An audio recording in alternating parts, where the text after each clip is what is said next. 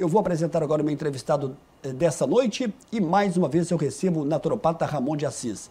Ele que nos ajuda a fazer o programa Mostra Graças à Saúde nessa terça-feira aqui ao vivo, nessa primeira terça-feira do mês habitual. Ramon, boa noite, prazer recebê-lo aqui mais uma vez. Boa noite, Samuel do Vale, boa noite a todos, né, que nos acompanham. É uma aqui novamente, né, como você disse, uma noite de inverno, mas não fria, né, nesse período. Mas que a naturopatia participa bastante desse período também de frio. E como é que foi a terça-feira do naturopata Ramon de Assis? Então, uma terça-feira opta por atender aqui em Divinópolis mesmo, né, nesse dia, para ficar mais tranquilo, para a gente vir ao programa, a gente deixa as viagens para outros dias. Bacana. Eu quero aqui mais uma vez, aqui em nome da TV Candidez, agradecer a presença do naturopata Ramon de Assis, que muito enriquece em termos de informação para o público, porque ele sempre responde com muita calma, com muita tranquilidade, mas acima de tudo com muita segurança. E passar segurança na resposta é algo realmente interessante. Ô Ramon, nosso tema está na tela, a saúde está nas nossas mãos. Eu queria fazer aqui, rolar uma bola para você, nesse nosso início de bate-papo. Como é que você, como naturopata, vê aí essa proposta da promoção de saúde, que é o nosso tema, né? Do que é oferecido pela medicina convencional e do outro lado da naturopatia. Como é que você resume esse início de conversa para a gente abordar esse nosso tema de hoje? Lembrando que você pode participar conosco, hein? Enviando a sua pergunta, tirando a sua dúvida nessa terça-feira. Então, Samuel, para fazer esse parâmetro, né, eu gostaria de voltar num assunto que a gente já trouxe no passado, mas agora de uma maneira mais ampla, mais direta, e que muitas pessoas vão se interessar muito, né? Desde a década de 90, com o estudo do genoma humano, né, o desvendar do código do DNA, né, na época pensava-se que quando a gente desvendasse esse código, né, que a gente carrega do DNA, ou seja, a nossa herança genética, pensava-se na época que ia descobrir tudo, né? Olha, fulano de tal vai ter tal doença com tal idade, e aí vamos fazer isso e aquilo. Não, mas o que foi descoberto depois desse processo todo foi que realmente dá para descobrir as maiores predisposições de cada um de nós, né? Através de uma investigação científica, claro. Porém, não dá para precisar o que vai despertar de doença em nós. E isso, né, foi um divisor de águas na medicina mundial, né, tanto na medicina convencional e também nas medicinas naturistas, né, como a naturopatia. Por quê? Porque nós percebemos que uma doença que, apesar de estar no nosso gene, na nossa genética, apesar de nós carregarmos, porque antes pensava, não, se a pessoa, se tiver que ter diabetes, ela vai ter diabetes. Não, não é assim. A pessoa pode até carregar no seu gene, mas aquela doença só vai despertar se houver ambiente que favoreça ali para que aquela doença desperte, né? Por isso esse tema, a saúde está em nossas mãos, e está mesmo, porque nós não estamos tão vulneráveis como pensávamos antes. Né? E aí vem, né? E a sua pergunta coloca aí uma questão muito interessante, Samuel, porque muita gente me aborda, me pergunta, os pacientes que a gente atende no dia a dia, hoje mesmo, né, em consultório, as pessoas perguntam, achando que nós somos, assim, completamente arbitrários à medicina convencional. E claro que não, né? Claro que não. Eu sempre brinco que eu sou naturalista, mas não sou extremista, porque eu acredito na boa conciliação, né? É claro que a medicina convencional, exatamente a convencional, porque convencionou-se que seria a medicina que representaria a nossa saúde na sociedade. Porém, ela tem ali, né, grande importância, mas também tem as suas fragilidades, né? Eu sempre digo, né, no controle de algumas doenças, como diabetes, hipertensão arterial sistêmica, enfim, né, hipotireoidismo, tantas doenças crônicas, ela entra como uma parte muito importante no controle daquilo. Porque se a gente não controla uma pressão arterial que está completamente desregulada, a pessoa fica muito suscetível a problemas maiores, né, como acidentes vasculares, como infartos e tudo mais. Então, é preciso fazer esse controle inicialmente. Mas aí entra também a naturopatia, com sua importância não menor do que a medicina convencional, que entra fazendo o quê? Promovendo saúde.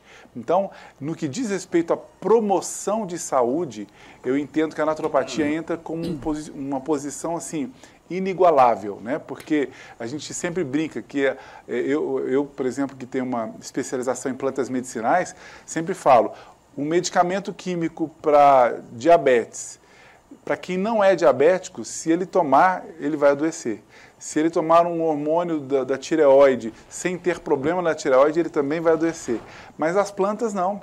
A pessoa que não tem problema de saúde e se tomar ali, né, uma fitoterapia, uma planta medicinal para melhorar a disposição, ela não vai prejudicar nada no organismo dela, claro que bem indicado por um profissional da saúde. Então, a naturopatia entra com uma proposta de promoção da saúde de uma maneira singular, de uma importância tão grande quanto a medicina convencional tem. E tomando como gancho essa sua resposta agora, e eu acredito que você, pela sua experiência, você já tenha vivido também pacientes que chegaram e que te relataram uma determinada patologia, uma determinada doença, que passaram pelo atendimento convencional, tratamento, muitos medicamentos, que muitas das vezes não apresentou um resultado satisfatório e que estão procurando uma via, na opinião dessas pessoas, até uma alternativa e que não é alternativa, né? Sim, é verdade. Isso acontece? Muito frequentemente, né? Mas isso era maior, né? O índice desse tipo esse perfil de paciente. Anos atrás? Anos atrás, né? Quando o paciente já tinha passado por tudo. Né, foi num profissional, né, num profissional médico, foi num profissional nutricionista, foi num psicólogo e não conseguiu ali êxito no que ele buscava, aí esse paciente nos procurava, como quem diz, né, já fui em tudo quanto é lugar, agora eu vou tentar aqui. Então tinha muito disso, e ainda tem, né, muita gente que ainda tem como referência a ideia a medicina convencional. Então a gente tem aí um bom percentual aí desse tipo de perfil de paciente. Porém, hoje nós já temos pacientes que procuram exclusivamente a naturopatia, né? Pessoas que já sabem, né? Afinal de contas, nas mídias e também nas grandes universidades, principalmente no exterior, Samuel, os estudos acerca da naturopatia, nem sempre com esse nome de naturopatia, mas às vezes fala sobre plantas, né? Plantas, por exemplo, que são renomadas mundo afora. Os ginsengs, né? Por exemplo, tem o ginseng, os três mais conhecidos é o ginseng coreano, que é o ginseng panax, né? Tem o ginseng indiano, que é o ashwagandha, e tem o ginseng brasileiro, que é a Fáfia paniculata. Essas plantas, né, as grandes universidades estudaram muito e sabem dos grandes resultados, né, no tratamento de alergias, no tratamento de depressões, tratamento de modulações hormonais, principalmente de glândulas como a tireoide, por exemplo, são plantas de uma importância muito grande. Então isso já é sabido lá fora. E aí, quando o paciente começa a ter contato com essas informações, e hoje o acesso está muito fácil, ele entende, opa, isso pode realmente me ajudar. E aí ele vai e nos procura, né? Quando vê que a gente, né, conhece as plantas, prescreve as plantas de uma maneira individualizada, aí ele nos procura para tentar ter aqueles benefícios, mesmo não sendo o último lugar onde ele está procurando a solução para os seus problemas. Ô Ramon, eu sei que qualquer bola que a gente rola aqui para você, e pela sua experiência que você tem da naturopatia, eu sei que você responde de maneira muito pontual. E o meu questionamento a você, dentro desse tema que nós estamos abordando hoje, né, que a saúde está nas nossas mãos, e o que eu quero crer aqui, o que o Ramon está querendo colocar, é que existe uma facilidade muito grande da pessoa tanto se prevenir, quanto de curar ou até mesmo controlar alguma situação de doença. Existe alguma doença que a naturopatia não foca, não trata e não entra? Não, não tem essa doença, né? Na verdade, é claro que não se resolve qualquer doença, né? Às vezes, um problema, uma hipertensão arterial que você resolve em 3, 4 pacientes, em definitivo, para a pessoa não ter mais que tomar, por exemplo, a medicação química, em outros 1, 2, 3 pacientes você não consegue resolver, né? Também nós precisamos daquela resposta do próprio organismo, que isso não depende só de uma prescrição, só de um protocolo de tratamento. E claro, né, nós dependemos, a naturopatia ela não entra só com ferramentas, né? Muita gente chega para a gente e me fala, me passa um remédio que resolva isso. A naturopatia até tem muitos remédios que melhoram determinadas situações, mas muitas vezes, Samuel, está muito mais nas mãos do paciente aquela mudança, né? Entender, por exemplo, quando o paciente nos procura, e é muito frequente isso, né? A pessoa chega lá, olha, eu tenho uma enxaqueca, e eu percebo que aquela enxaqueca, eu não preciso de tratar ele com uma prescrição, com uma formulação. É só eu tirar alguns alimentos que ele tem hábito de tomar, de usar, e aí ele retira e melhora. Então, assim, o paciente chega no nosso consultório e começa a entender que ele tem as rédeas da saúde dele, como propõe o próprio tema de hoje. Então, nós damos as instruções necessárias. Claro, a maioria das vezes a gente vai sim prescrever alguma coisa, mas ele entendendo que quando ele colabora, entendendo, outra coisa que a gente faz muito no consultório, é ensinar mesmo para o paciente. Não é só, olha, você vai tomar isso, isso e isso e pronto. Não, olha, sabe por que isso está desregulado? Porque você usa esse tipo, por exemplo, açúcares, né? Ainda muita gente pensa que o açúcar só prejudica a questão de diabetes. E não, prejudica mais um monte de outras coisas. Então, quando você orienta o paciente, olha, se você tirar isso, incluir aquilo, você melhora, ele realmente fica mais, assim, empoderado de resolver os próprios problemas. Muito bem. Quando você fala da questão de tirar alguns alimentos, eu fico pensando aqui que o paciente, ele deve ser muito fiel nas informações, não esconder absolutamente nada, né? Eu me lembro de uma das perguntas aqui que a gente teve aqui no início do ano, que eu não me lembro exatamente dos sintomas da paciente, mas ela reclamava da questão, de várias questões, mas falou do leite. E você mencionou a questão do leite, que o leite poderia ser um fator complicador para o que ela estava sentindo. Sim. Estou dizendo isso porque o ortopedista, ele vai ver o raio-x. O médico, outro profissional ou naturopata como você não vai ver o raio-x. Então, a informação do paciente, a troca de informação, ela é fundamental para o sucesso do tratamento. Fundamental, né? E é isso que você pegou e tem boa lembrança desse momento, eu também me recordo. É isso, às vezes a pessoa nos dá aquela dica, né? E às vezes a gente investiga, a pessoa fala, olha, eu tenho esse problema. A gente faz ali um interrogatório até concluir ali se porventura os hábitos dela não estão interferindo direto ou indiretamente no problema que ela está trazendo para a gente. E aí você dá as devidas instruções, né? É claro que a gente tem protocolos, por exemplo, de enxaqueca. Aí a gente entra, resolve aquele problema e relativamente enxaquecas é rápido pela naturopatia. Aí a pessoa se vê sem aquele problema, aí ela fica mais entusiasmada. E quando você diz, vamos fazer um teste de tirar esse alimento, aí a gente tira o alimento, eu também tiro o protocolo que estava resolvendo. Quando ela vê, ela própria resolveu o seu problema. Muito bem. Ô Ramon, no último programa a gente teve aqui algumas perguntas que não foram respondidas. Sim. Antes de falar aqui das perguntas, deixa eu mandar aqui um abraço para o seu paciente, que é o Antônio, aqui do centro, aqui em Divinópolis. Esteve lá hoje com você, né? Falou que acompanha o programa Mostra Graças à Saúde. É verdade. Antônio, obrigado aí pela sua audiência, viu? Ramon me abraço aqui. O José Tavares, do bairro Interlagos. Como a naturopatia vê a questão do tratamento do ácido úrico? O que pode ser feito para prevenir e quais alimentos devemos não consumir? Um abraço a José Tavares, a todos do bairro Interlagos, e o Ramon de Assis responde. José Tavares, um abraço mesmo, um abraço a todo mundo do Interlagos, um bairro ali vizinho do bairro onde eu me criei aí na minha infância, que é o Santa Teresa. Bom, José Tavares, é claro que nas crises agudas de elevação do ácido úrico, né, é importante que a gente retire aí as proteínas, né, proteína animal, proteínas vegetais também, para sair da crise, mas entendendo que o que causa esse problema não é exatamente as proteínas, né? Não é exatamente as carnes, como é proposto de reduzir, retirar, né? Peixe, feijão e tudo mais. É entender que os alimentos processados e, sobretudo, aí, os farináceos, os açúcares não doces, e, claro, os açúcares doces também, podem ocasionar ali esse desequilíbrio que vai levar à elevação do ácido úrico. Então, num primeiro momento, a gente retira mais coisas desse paciente, entra com um protocolo para regulação, né, do ácido úrico, para depois a gente reequilibrar a alimentação dessa pessoa. Então, a naturopatia trata com muita propriedade essa questão do ácido úrico, que pode interferir em outros fatores, como, por exemplo, a hipertensão arterial sistêmica. Uma pessoa que tem elevação do ácido úrico, que ainda não tem a pressão alta, pode ficar hipertenso no futuro. A questão do ácido úrico é popularmente conhecido como gota. É. E dói muito. Dói muito, são dores terríveis, né? Muito agudas, né? Os relatos de quem tem essas dores são terríveis. São dores, principalmente nos membros inferiores, nos dedos dos pés, né? É muito comum também.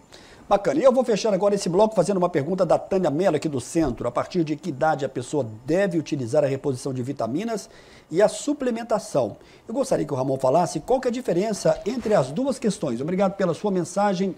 Ramon de Assis te responde. Obrigado pela participação e pergunta. Um abraço. Hoje, algumas diretrizes internacionais de pediatria já têm sugerido que crianças a partir de 2 anos de idade suplementem minerais e vitaminas. Claro que existe aí, né, algumas questões que têm que ser vistas. Regiões que têm carências de alguns minerais e vitaminas, países, né, que tenham algum em específico, vai cuidar daquilo.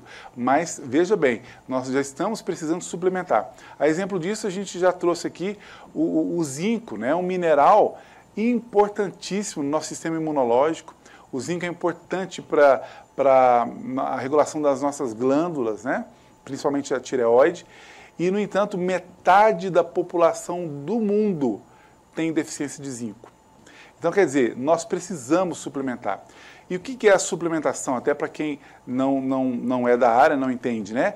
É exatamente aquele complemento do que a nossa alimentação não nos fornece. Ora por não comermos adequadamente, outra hora porque realmente os nossos alimentos estão empobrecidos, né? Nós não temos todos os nutrientes necessários. Então, por exemplo, se a gente, mesmo que a gente coma alguns alimentos, como por exemplo os frutos do mar, que são ricos em zinco, pode ser que a gente ainda não forneça para o nosso organismo as quantidades devidas. Então, por isso que a gente tem que suplementar. Mas é zinco, é magnésio, é potássio, é selênio, né, silício, enfim, uma infinidade de vitaminas e minerais que nós precisamos. Então, em geral, eu tenho proposto para os meus pacientes que suplementem, aí eu faço aí a adequação certa, né, para cada um, mas eu penso que as pessoas precisam mesmo começar a suplementar, mesmo tendo uma boa alimentação. É o nosso primeiro e breve intervalo. Daqui a pouco a gente volta na sequência do programa de hoje. Estou recebendo hoje o naturopata Ramon de Assis, ao vivo aqui no estúdio da TV Candidez, ao vivo no estúdio do programa Amostra Grátis da Saúde. O Ramon, a gente tem aqui muitas perguntas e quem está perguntando agora é Elza Mendes, do bairro Esplanada. Cálcio e magnésio podem ser encontrados em alimentação natural e de que forma? E qual a quantidade certa da ingestão de cálcio? Obrigado aí a Elza Mendes pela pergunta. Elza, um abraço, obrigado realmente pela participação e pergunta, né? Então, primeiro entender que se a pessoa não tem deficiência de um desses minerais, né, ou de cálcio ou de magnésio, ela só se ocupa em ter os alimentos ali, né? Por exemplo, as verduras de cor verde escura, algumas sementes, alguns grãos também são ricos, né? A exemplo disso, nós temos aí o agrião, a couve, a taioba, o orapronobis, né, que são plantas riquíssimas em cálcio e magnésio. E também nós temos algumas sementes. A exemplo delas, a semente de abóbora. Além de ter um efeito vermífugo maravilhoso, né, ela é rica em magnésio, talvez seja a melhor fonte de magnésio que nós temos na natureza. E quase todo mundo joga fora. Pois Você está falando abóbora, é abóbora vermelha. Em casa toda semana tem. Eu te confesso que eu não sou muito fã. Sim. A minha mulher e meu filho gostam mais. Aí eu vejo aquela semente branca, ela é desprezada. Pois é. Aí eu te faço a pergunta, de que forma utilizar essa semente então? Já que ela é rica em cálcio, eu acho que quase ninguém deve saber. E magnésio? Talvez a maior fonte de magnésio. Uma proposta bem legal, a gente faz isso lá em casa, a gente faz uma banana grelhada, né, leva ela ali à frigideira e amassa ela ali e joga ali algumas sementinhas de semente de abóbora. Então, ela dá certo com pratos doces, mas também dá certo com pratos salgados. É muito gostoso também colocar essa semente de abóbora no arroz, no próprio arroz, no prato de cada um. Ou mesmo na saladinha. Ela é muito versátil. Aí coloca ela um pouco no fogo, a semente? Se você for preparar desde da retirada dela da própria abóbora, aí você vai dar uma dourada. Né? Vai começar ali. Separada da abóbora. Separada já da abóbora. Mas hoje as boas casas de produtos naturais já vendem a granel ali a semente de abóbora prontinha para consumo. Pode até mastigar ela pura ali, que se assemelha um pouco como as castanhas. Ô Ramon, o cálcio está na couve também, então? Também. As verduras de cor verde escura são ricas em cálcio. E um detalhe muito importante que eu sempre gosto de falar... Mas por que desde pequena a gente sempre aprende que o cálcio tem uma relação direta só com o leite? Se não tomar leite, não tem cálcio. Parece que é só, o cálcio só está no leite, não está em lugar nenhum mais. É porque é o alimento mais rico em cálcio que se conhece, é o leite.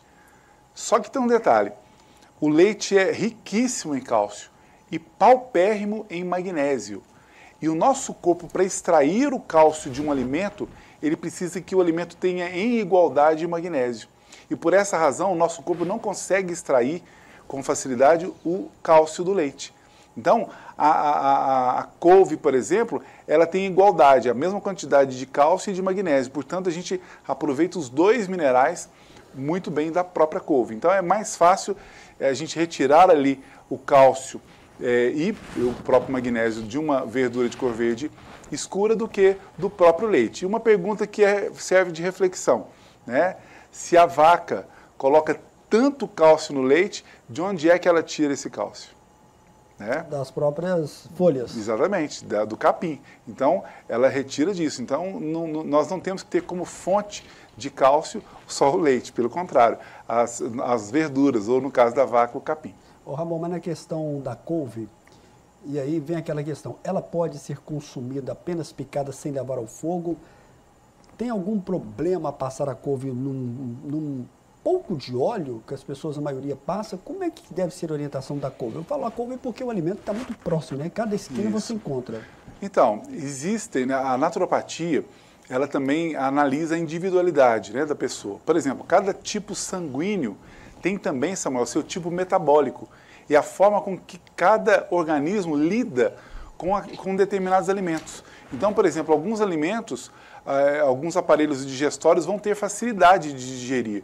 Outros aparelhos não vão ter a mesma facilidade com aqueles alimentos. Então, o naturopata está habilitado para distinguir isso e dizer para cada pessoa quais são os melhores alimentos para ele e até mesmo a forma de preparo.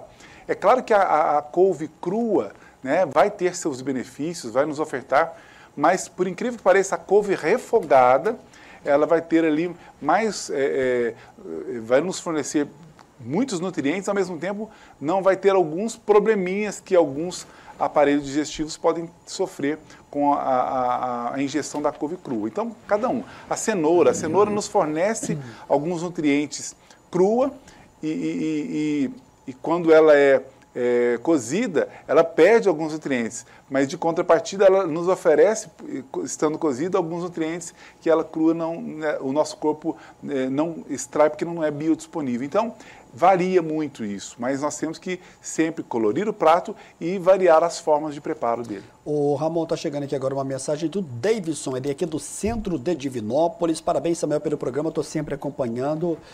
Eu sempre escuto falar que não devemos encher muito o estômago para dormir, que o ideal seria com 3 horas de antecedência para ir para a cama. Qual que é a opinião do Ramon sobre essa questão? Obrigado, Davidson, pela sua mensagem. Jantar ou não jantar muito à noite? Davidson, um abraço, viu? Obrigado pela participação e pergunta. Uma pergunta que me agrada muito, né? Até porque existem muitos estudos recentes falando sobre isso, né? Mas tem teorias antigas também, né? Os chamados jejuns ou jejum intermitente, que é quando você salta uma das refeições. E uma proposta interessante é que nós façamos a nossa última refeição mais cedo, de preferência ainda à luz do dia, e não deixarmos para comer tão pouco pesado à noite, para que o nosso corpo consiga fazer algumas tarefas que ele só vai fazer se estiver com o estômago mais vazio. Então, não é interessante comer à noite e tampouco comer muito à noite. Então, 3 horas, Davidson, eu ainda acho pouco, né? O ideal seria aí umas 4 horas, 5 horas antes de você ir dormir. E você segue isso, arrisca, Ramon, no seu dia a dia, na sua casa, No seu particular, por exemplo, Então, a gente eu segue. concordo com você, eu tenho feito isso, eu me sinto um pouco melhor. Ah, sim. Procurando jantar um pouco mais cedo, eu acho que a noite ela tem sido mais proveitosa em termos de sono. Então, às vezes a gente surpreende algumas pessoas, né, dizendo todos os nossos hábitos, né? Aí pessoas perguntam, não, mas você faz isso e tal.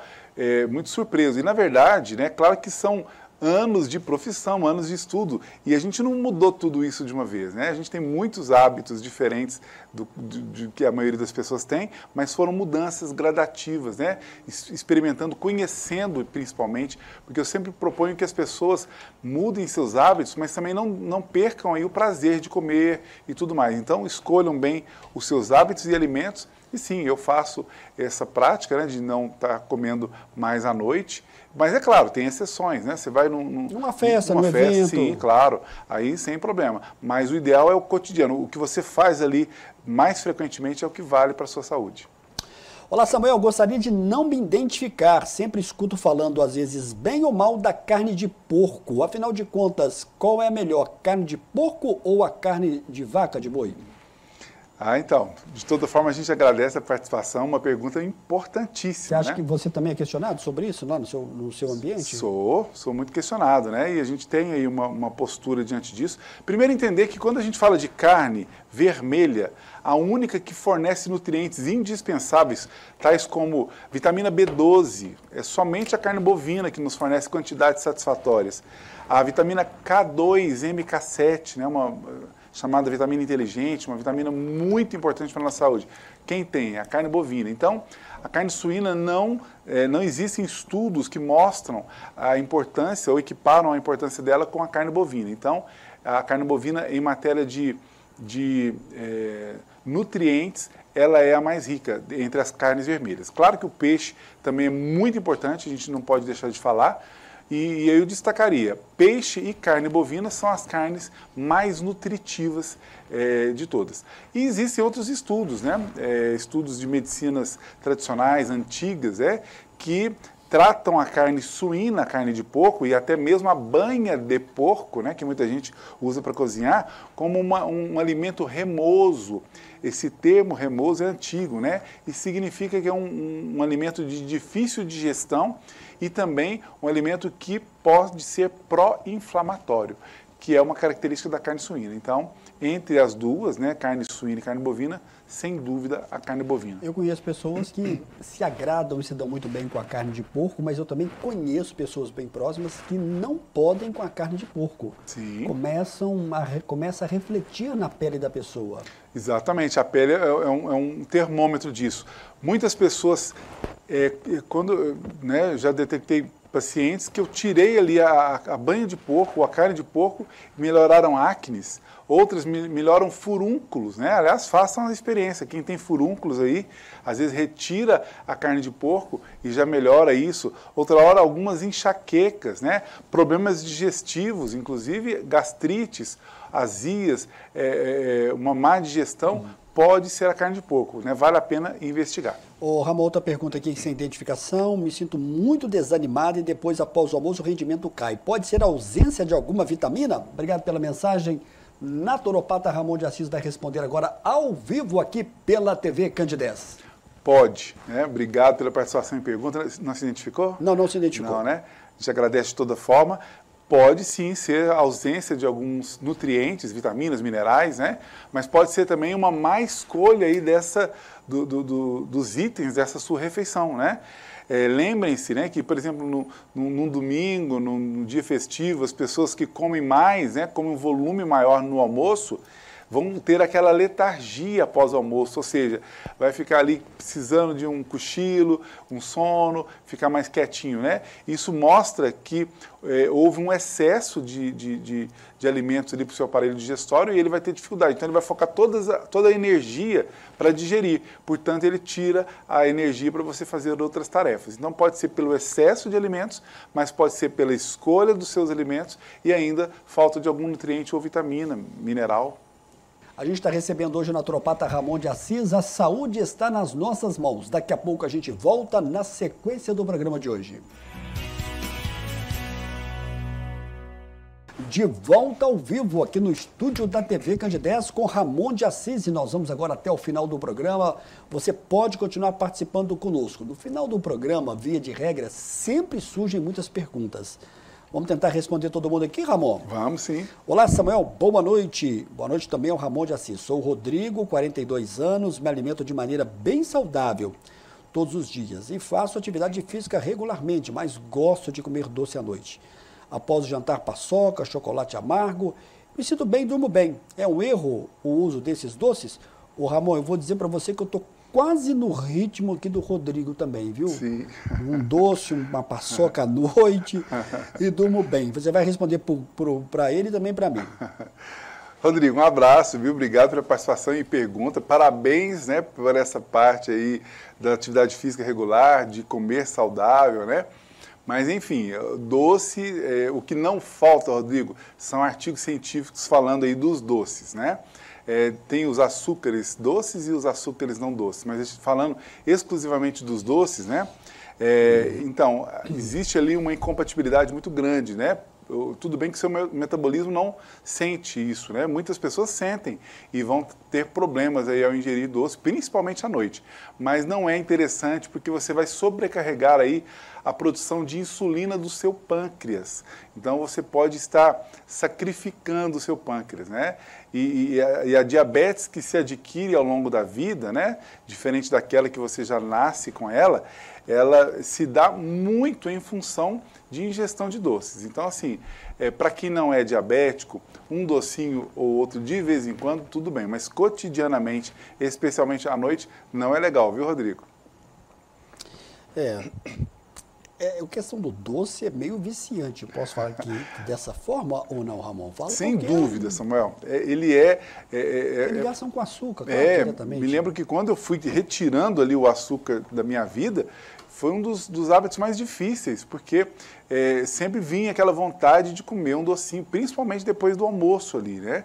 Então você vê que tem uma dependência química ali mesmo, que só é superada quando você estende ali a abstinência, né? Então realmente vale a pena, porque depois você pode administrar isso bem, né? Eu, por exemplo, de vez em quando eu posso comer algum doce, né? E não tem problema maior, mas no meu cotidiano eu não deixo ele ficar mais presente e isso resulta sempre numa melhora da nossa saúde. Olá, Samuel, boa noite. Ótimo programa, hein? Ramon foi meu examinador de Kung Fu no exame de faixa na Toca do Tamanduá, um dos melhores faixa preta que já nos treinou. Marco Aurélio, ex-aluno do Juliano.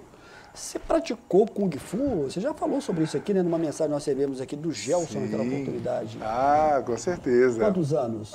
Já bem tempo, viu? Tem mais ou menos uns 22 anos que eu parei de praticar o Kung Fu, né? Foi uma fase legal, até para a saúde mental também? Maravilhosa, né? Uma fase inesquecível, né?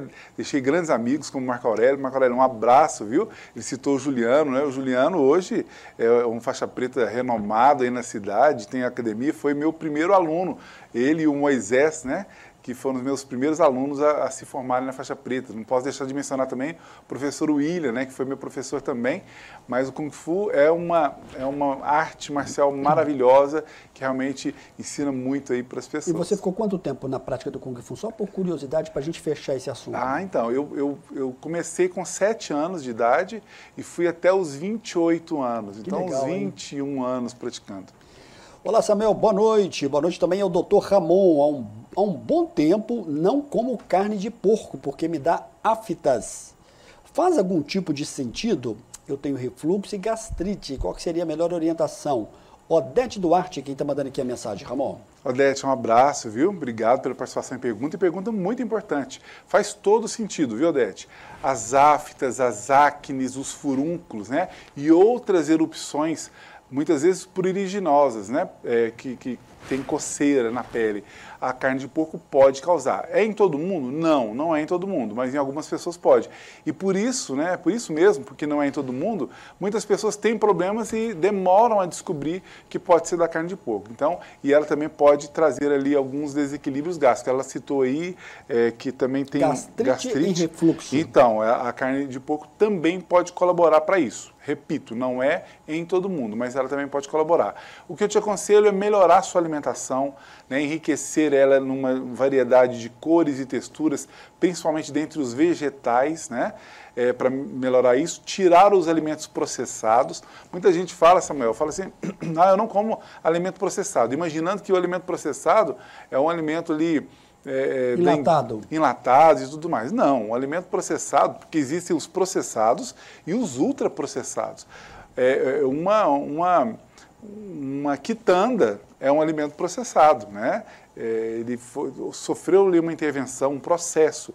Então, existem os alimentos de verdade, que são aqueles que saem da natureza e a gente consome praticamente ali in natura, e aqueles que sofrem intervenção humana. Então, muitos desses alimentos processados, ainda mesmo que pouco processados, podem prejudicar muito a ordem gástrica. Olá, Samuel, boa noite. Tem uma parente que sofre com alergia com poeira e também animal. Como é que o Ramon poderia ajudar dando uma ótima orientação sobre essa questão? Parabéns pelo programa. É o Sebastião que está mandando aqui a pergunta. Obrigado, Sebastião, pela pergunta. Alergia com poeira e animal, segundo ele. Sebastião, um abraço, viu? Ótima pergunta.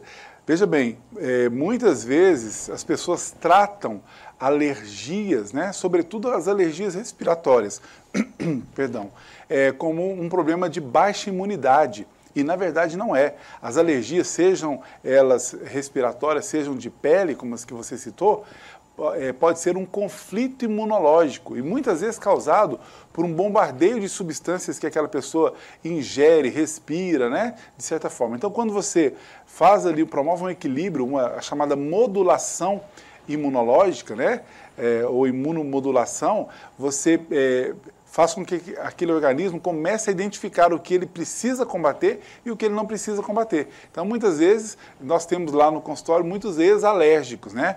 Não podia mexer com poeira, nem mofo, nem nada, hoje já pode, né? Claro que sem excesso de exposição, porque a gente faz essa imunomodulação, que é muito importante. Então, a gente vai recuperar aí a imunidade da pessoa que muitas vezes não está comprometida, mas vai tirar esse conflito imunológico.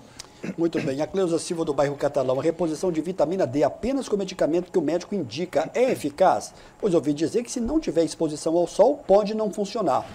Ela está falando de uma questão da medicina convencional, de vitamina D. Você já falou sobre isso, parece que nos programas anteriores. Sim. Você pode falar como é que é a questão da reposição, se você faz a reposição, se você orienta dentro da naturopatia? Perfeitamente. Qual que é o nome da... Cleusa Silva, do bairro Catalão. Um abraço, Cleusa, a todos do Catalão. Um abraço, viu? Obrigado. Então, alguns organismos, né, vão ter ali uma dificuldade de sintetizar o colecalciferol, que é esse hormônio, né, chamado de vitamina D, vai ter dificuldade, então vai precisar mais do sol. Então, isso vai depender de organismo para organismo. Em geral, a maioria das pessoas respondem muito bem apenas à suplementação feita aí pelo profissional da área de saúde. Médicos, nutricionistas, naturopatas, a gente também faz esse tipo de suplementação. Em alguns casos, né, é a minoria, vai precisar também do banho de sol para ter essa síntese, né, bem feita no seu organismo. Ô Ramon, a questão da falta de vitamina D, ela pode ter uma influência muito negativa na pessoa. Você pode comentar um pouco sobre isso? Quais são as principais queixas que a pessoa deve estar observando com relação a isso? São muitas, viu, Samuel? E, na verdade, aspectos muito ligados à parte neurológica, à parte psiquiátrica, né? Depressões podem surgir por baixa dessa vitamina D, assim chamada, né? Esse hormônio colecalciferol. Mas também a imunidade também pode estar comprometida pela mesma razão, né? Então, é muito importante. É claro que nós, da naturopatia, sempre sugerimos que a pessoa busque os meios mais naturais possíveis, né? Para poder recuperar a vitamina D, né? E por que elas estão baixas hoje? Poucas gerações atrás, né? Os nossos avós ou bisavós, a maioria dos trabalhos executados pelos nossos ancestrais eram trabalhos ao sol.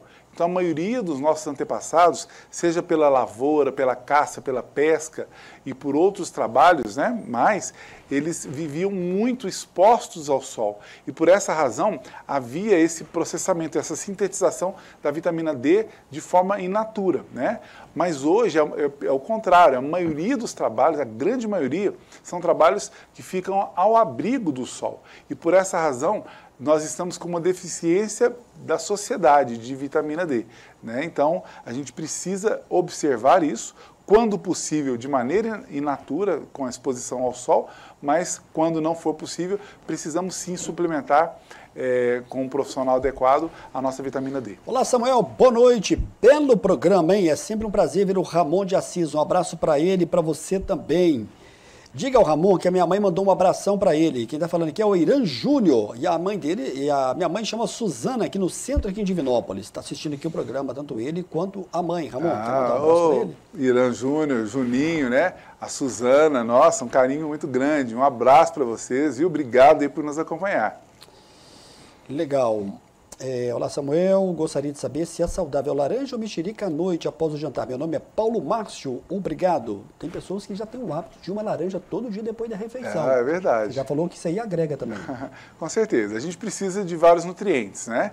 Lembrando sempre que eu sou a favor do consumo de frutas, claro que de uma maneira moderada, mas não sou a favor do consumo de sucos de frutas, ainda que naturais, né? A gente já explicou a questão das fibras, a questão da frutose, né? Que é um açúcar danoso para a nossa saúde, né? Se a pessoa for comer laranja, por exemplo, vai comer uma ou duas, né? Ali após a refeição, como disse o Samuel, né? No nosso telespectador, qual que é o nome dele mesmo, Samuel? Mas nós entendemos também que se a pessoa for Paulo tomar... Márcio. Paulo Márcio. A gente entende que se as pessoas forem tomar sucos, quantas laranjas vão num copo de suco? E será que a pessoa toma só um copo de suco, né? Então aí o excesso de frutose pode prejudicar e muito a nossa saúde. Mas as frutas são bem-vindas, né? O ideal é que a gente coma frutas em refeições intermediárias, né? Isoladas, aí o nosso corpo pode aproveitar melhor do que ali logo após a refeição, que pode acontecer algumas fermentações. Mas, entre tantas coisas que a gente recomenda, eu acho que é louvável aí o uso das frutas após a refeição. A pergunta do Anderson Souza de Erlida, um abraço a todos de Santo Antônio dos Campos. O vinagre de maçã orgânico é indicado para qual situação e como devemos consumir? O vinagre de maçã também já foi tema de várias perguntas e questionamentos aqui, você sempre responde. É verdade. O supermercado acha esse vinagre de maçã orgânico? Então, porque antes não encontrava, mas eu acredito que nos bons supermercados já vai ter o orgânico também. O comum tem, mas o orgânico é mais em casas de produtos. Por exemplo, eu não queixo, eu sou um paciente, cheguei lá para conversar com o Ramon de Assis e eu usar que eu posso usar e que quantidade que eu posso. Vai valer para mim, vai valer para todo mundo aí. Com certeza. Está nos acompanhando. Primeiro, um abraço para o Anderson, né, que fez a pergunta. Pergunta muito importante. Primeiro, entender que o vinagre de produto, né,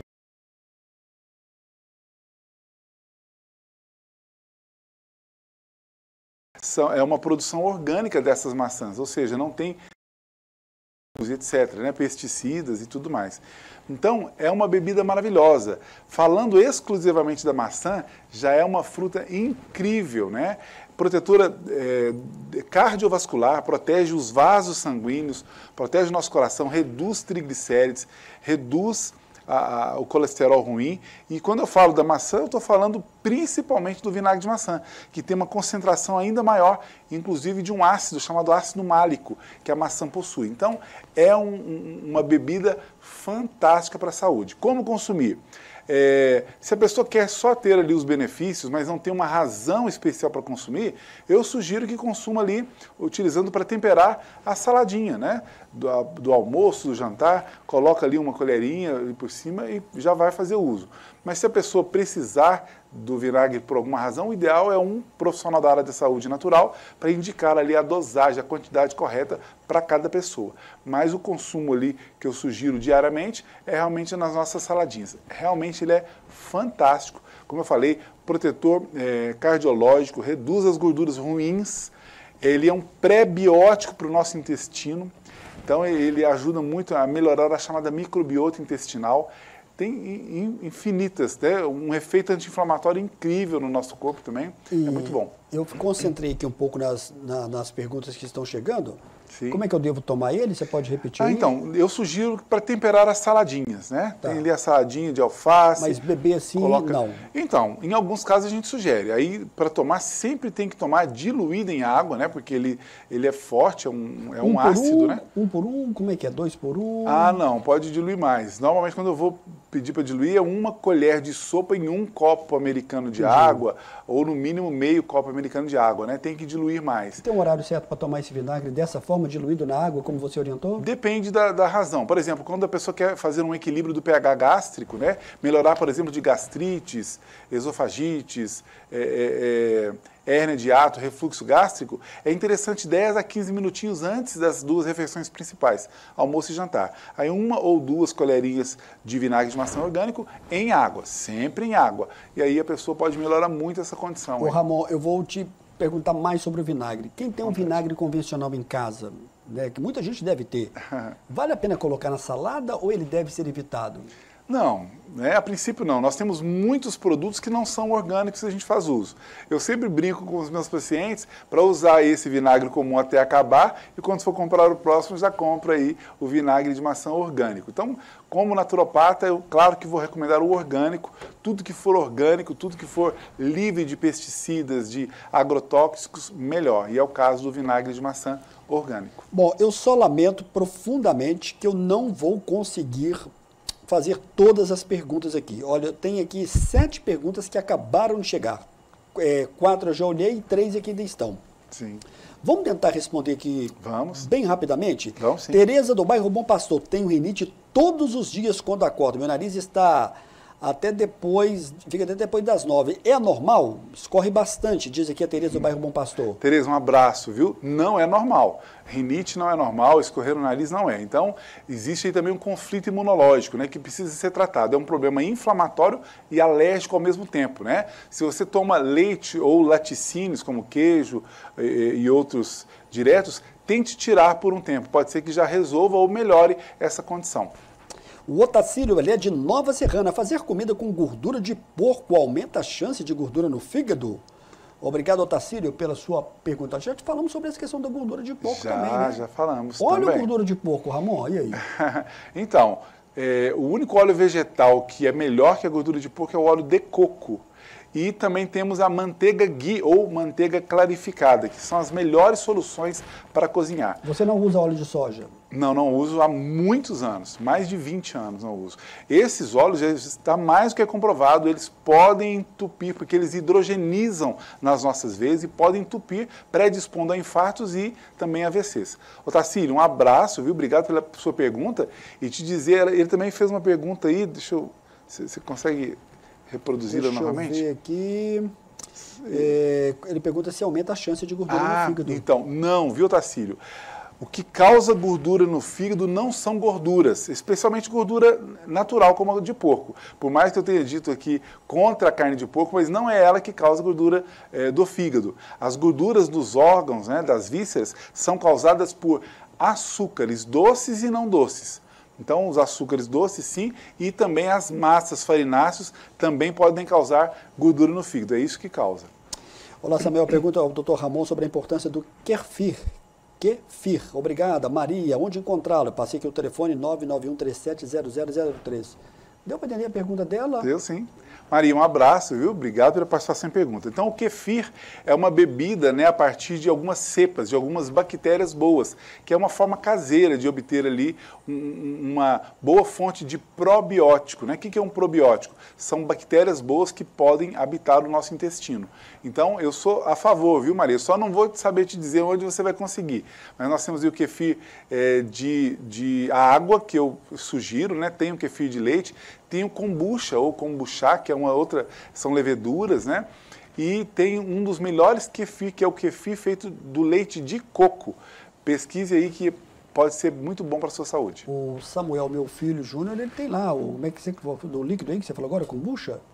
Kombucha. Ele tem lá.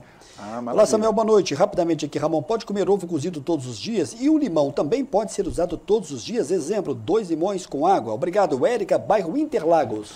Érica, um abraço, viu? Obrigado pela participação e pergunta. Então, o limão, quando a gente vai recomendar aqui para qualquer pessoa, né? Porque é claro que existem particularidades. Tem alguns pacientes que eu peço para tomar 2 limões. Mas, em geral, por aqui, minha sugestão, 1 limão por dia, só, né? E ela perguntou também além do limão, Samuel, você pode deixa eu voltar cobrar aqui. aí, por favor. Vamos tentar aqui achar Érica. a pergunta, que ela foi um pouco mais para baixo. Sim. O Ortones Melo, aí a Érica do bairro Interlagos. Isso. Sobre o ovo cozido. Ovo, é isso mesmo. Então, primeiro, né, como naturopata, ovo caipira. E não é porque a galinha é caipira que o ovo é caipira. Vai depender do que essa galinha come, né? Porque a galinha precisa de comer um alimento natural, né? Pastar, comer milho. Porque se a galinha come ração, o ovo dela não é também saudável. Então, se for ovo caipira, eu recomendo sim, né? Pode comer e deve comer ovos todos os dias. Aliás, é um excelente desjejum. Os ovos. Túlio também avisando aqui que a gente vai ter que encerrar o programa. O WhatsApp do Ramon, se der para acreditar aí, Túlio, 991370003. Em todas as redes sociais, @naturopata Ramon de Assis, ele é encontrado. Isso é muito bom. Tá lá no Instagram, Ramon de Assis, né? No Facebook também. E o grupo do WhatsApp. Ramon, obrigado, viu? Quinta-feira você vai estar na Rádio Divinópolis também. Vamos estar lá também. Parabéns, lá vai muita gente te acompanhando lá. Um abraço para o Raimundo e também para Ana Paula. Será entregue.